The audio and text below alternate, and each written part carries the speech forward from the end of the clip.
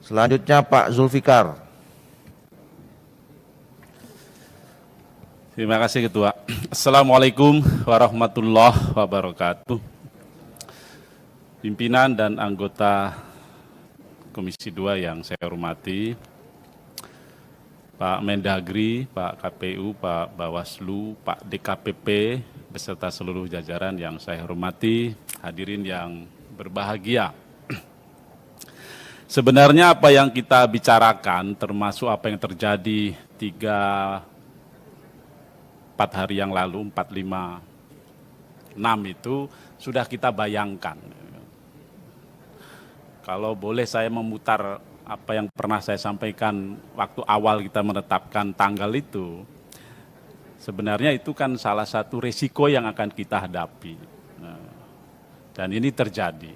Namun demikian, saya mengapresiasi apa yang sudah dilakukan oleh Pak Mendagri, Pak KPU, Pak Bawaslu, dan Pak DKPP di tengah kita menghadapi COVID-19, tetap semangat untuk bekerja, walaupun sudah ada yang terpapar. Karena ini yang memang kita butuhkan, komitmen dan konsistensi kita, termasuk tanggung jawab kita. Kalau kita sudah putuskan 9 Desember itu pilkada, ya ayo kita sama-sama bertanggung jawab agar tadi yang disinggung oleh Bang Saleh termasuk Bang Nasir Jamil, demokrasi ini tetap menyelamatkan nyawa manusia.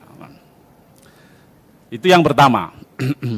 Yang kedua, dalam rangka menuju ke sana, saya sampaikan kita memerlukan banyak perangkat. Perangkat ke-1 itu penyadaran.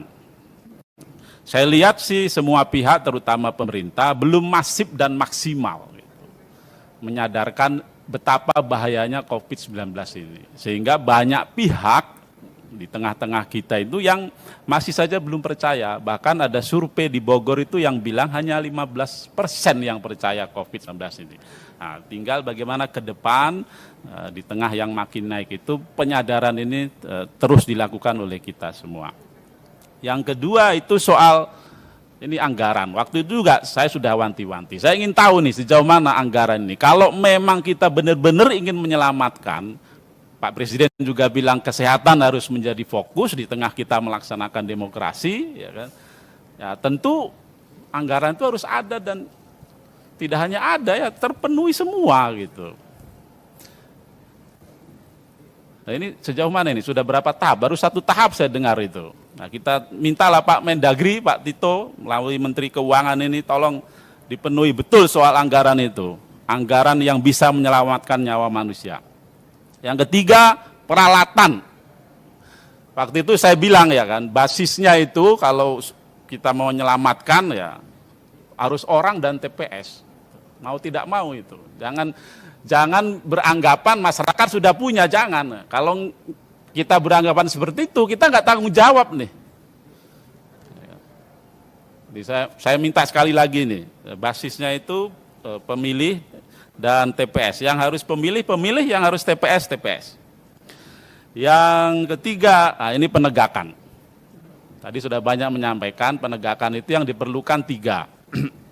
Menurut saya sikap tegas, ini tanpa kompromi teman-teman ya. Apapun yang terjadi, kalau aturan sudah bilang begitu ya tegas, tidak perlu kompromi. Yang kedua, ini soal tindakan tegas. Kalau memang melanggar ya hentikan, bubarkan gitu. Jangan biarkan seperti kasus yang pendaftaran itu kan mestinya bisa dilakukan penghentian pembubaran itu. Lalu yang ketiga ini sanksi tegas. Saya di media sudah bilang, kalau di PKPU 6 dan PKI 10 itu bisa ditegur, bisa diperingatkan, atau di ayat berikutnya itu bisa ditegakkan sanksi berdasarkan peraturan perundang-undangan yang ada. Saya baca, saya sudah sampaikan, ada 2 undang-undang yang bisa kita pakai. Mungkin meminta bantuan aparat penegak hukum, tidak harus KPU dan Bawaslu. Ya kan? Undang-undang wabah penyakit menular 484 pasal 14 ayat 1 itu bisa digunakan itu.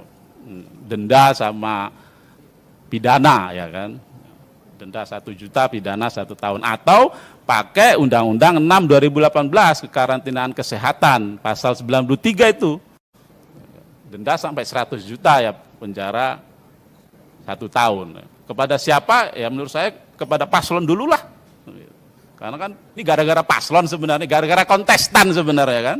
Nah, kontestan harus bisa mengamankan, nanti baru penyelenggara, baru pemilih. Lalu yang kelima, ini kita perlu pikirkan force major. Konstruksi Undang-Undang 10 2016 itu masih memberi ruang untuk adanya susulan dan lanjutan dan susulan. Tidak dihilangkan di Perpu 2 itu. Termasuk sebenarnya di Perpu itu juga ada konstruksi penundaan secara nasional. Tapi karena kita udah sepakat, ya udahlah.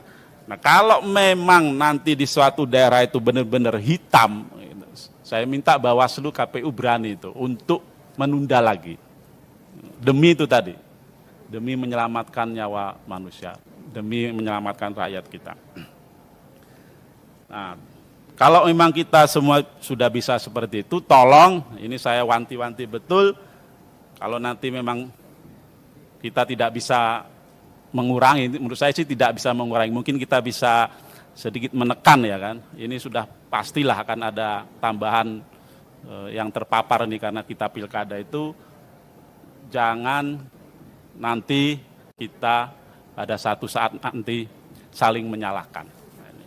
Kadang-kadang kita itu begitu, kita udah pakat, kita udah putuskan, kita berusaha betul tanggung jawab, tapi begitu kejadian benar nih, kita saling menyalahkan. Jangan saling mengkambing hitamkan. Yang terakhir, jangan kita lempar tanggung jawab. Kalau sudah menuju ke sana, 9 Desember pilkada, ya ayo, apapun yang terjadi, ayo. Tinggal kita terus mencari jalan keluar untuk mengatasi persoalan. Cukup. Saya kira itu yang bisa saya sampaikan. Terima kasih. Assalamualaikum warahmatullahi wabarakatuh. Assalamualaikum warahmatullahi wabarakatuh. Terima kasih Pak Zulfikar.